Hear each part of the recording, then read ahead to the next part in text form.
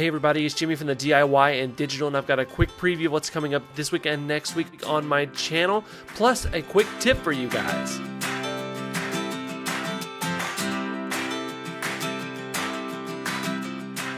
So this week I'm showing you guys how I added a hill to an existing area that I already had partially completed the scenery, which is a bit of a challenge versus adding a hill to a new section of the layout. So I'm going to show you guys how I do that this week.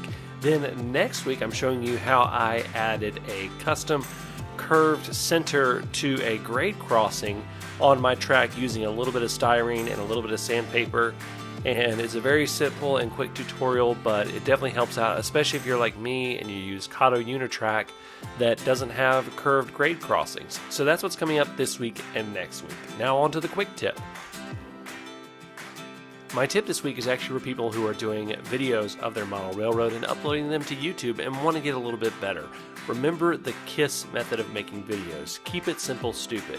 What that basically means is don't try to do all these crazy things that you see other people doing.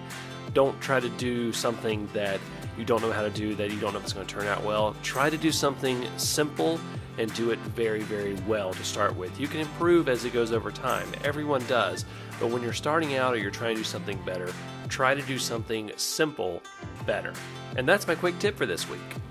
If you haven't already, go ahead and hit that subscribe button, hit that like button, and hit that bell icon so that you don't miss any updates and quick tips like this video. Until next time, I'm Jimmy from the DIY and Digital. Happy railroading.